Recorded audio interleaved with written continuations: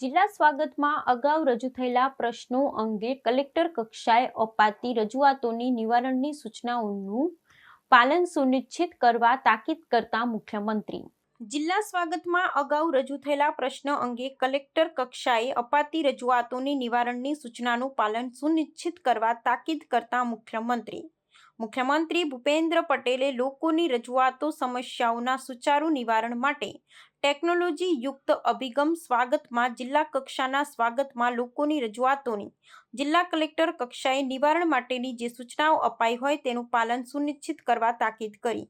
આ સંદર્ભમાં તેમણે કહ્યું કે અરજદારો નાગરિકો પોતાની આવી નાની રજૂઆત માટે રાજ્ય સ્વાગત સુધી આવવું જ ન પડે તેવી સ્થિતિનું નિર્માણ આપણે કરવું છે.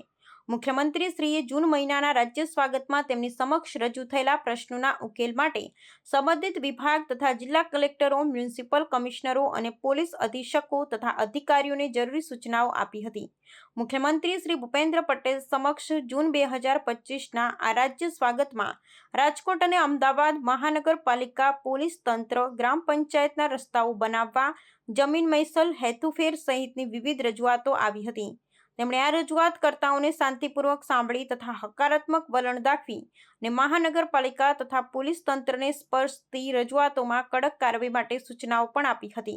મુખ્યમંત્રી શ્રી ભૂપેન્દ્ર પટેલે સિંચાઈ યોજના પડતી મુકાયા છતાં કેટલાક ખેડૂત ખાતેદારોના 7/12માં કલમ 4ના પ્રાથમિક જાહેરનામામાં યથાવત રહેલી નોંધને કારણે ખેડૂતોને લાંબા સમયથી પડતી સમસ્યાનો અંત લાવી તેને દૂર કરવાનો સંવેદનાસ્પર્શી નિર્ણય સ્વાગત દરમિયાન કર્યો હતો.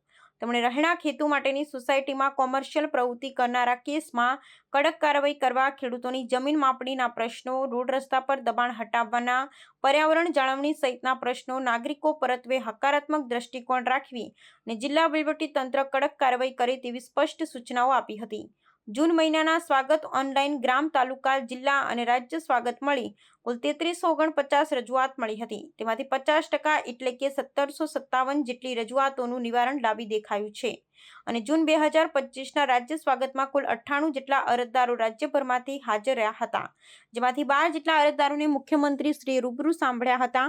મુખ્યમંત્રીશ્રી સમક્ષ રાજ્ય સ્વાગત માટે આવેલ અન્ય 86 જેટલા અરજદારોની અરજીઓ મુખ્યમંત્રી જનસંપર્ક કાર્યાલયના અધિકારીઓએ સાંભળી તે અંગે જિલ્લા કલેક્ટર, જિલ્લા વિકાસ અધિકારી અને પોલીસ અધિક્ષક તથા સંબંધિત વિભાગોને જરૂરી કાર્યવાહી કરવા સૂચનાઓ આપી હતી તથા સંબંધિત વિભાગોને યોગ્ય કાર્યવાહી માટે મોકલી આપી હતી. આ રાજ્ય સ્વાગત કાર્યક્રમમાં મુખ્યમંત્રીશ્રીના